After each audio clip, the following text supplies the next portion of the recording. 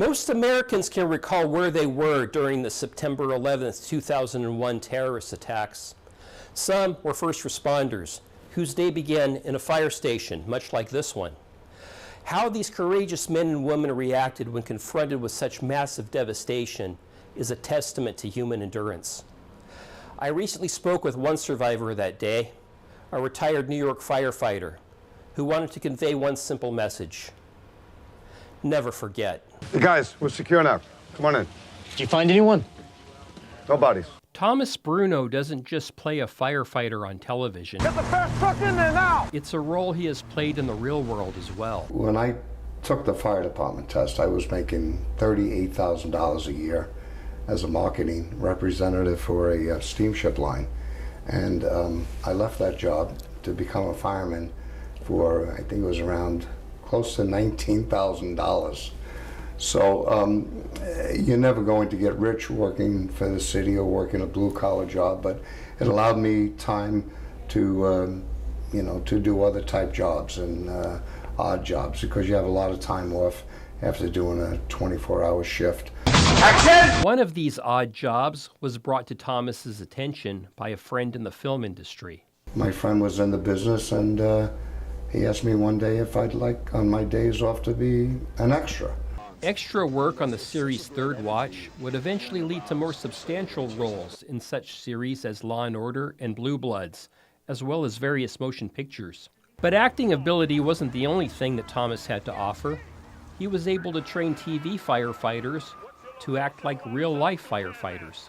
The actor would turn to me or one of my other backgrounds and say, hey, how do I say this, or how do I use this tool? Soon, Thomas Bruno would be credited as a fire department technical advisor on film sets. You ever watched a film or a TV show and said to yourself, they could have really used a fire department technical advisor? Yeah, quite often.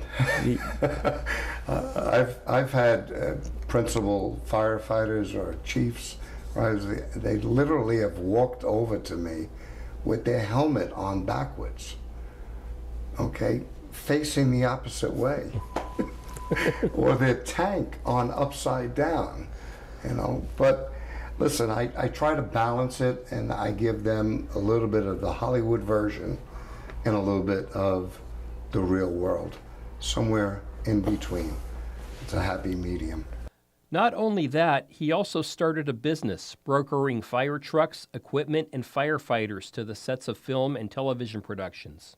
Eventually, I met one or two of the fire truck owners, and they asked me if I'd be interested in brokering the fire truck along with the firemen. And I started doing that. My first job was on Blue Bloods.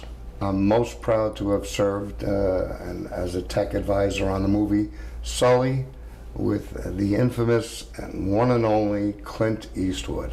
I provided all the fire trucks, all the firefighters, and I was the tech advisor on it. And he told me to get my butt in there for a scene because I had a white helmet. So you don't say no to Clint Eastwood. Thomas Bruno could be considered to be the firefighting industry's ambassador to the entertainment industry, and there is no one better suited for that job.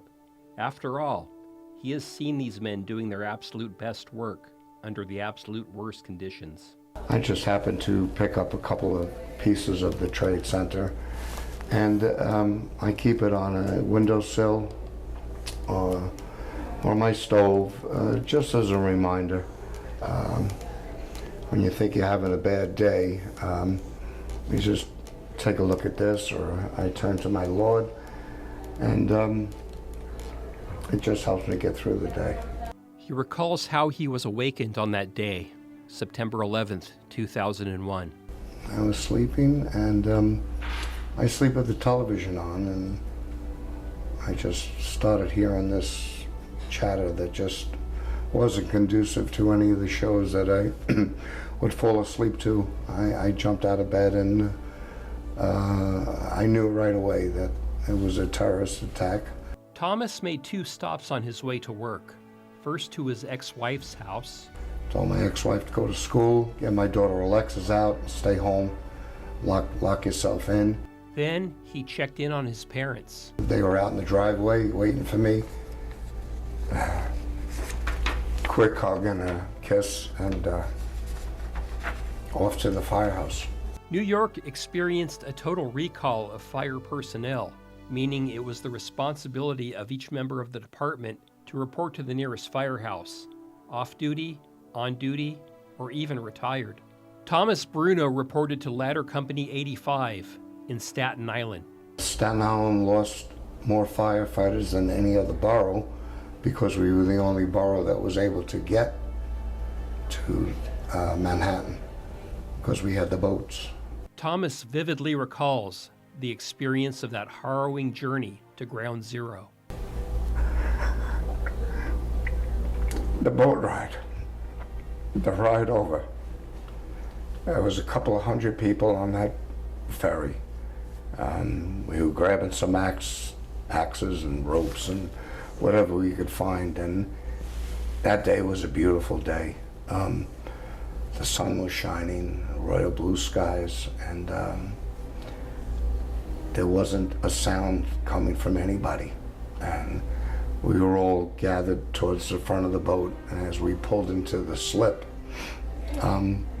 there was just a crowd of people that were just covered in dust and blood and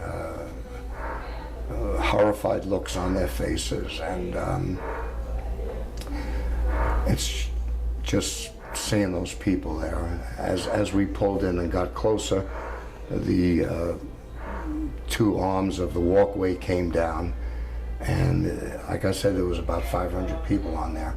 We just started making our way off, and like Moses parting the sea, these people just separated, and we heard one muffled clap, maybe a second and a third, and before you know it, they were all clapping. And I had turned to the fireman next to me. I was crying, and it turned out to be my lifelong friend that I worked with and that I've known for 30 years, and I had no idea he was even standing next to me. He looked at me and I looked at him, and it was just, yeah. I'll never forget that scene. If I was an artist, I could paint it, but yeah.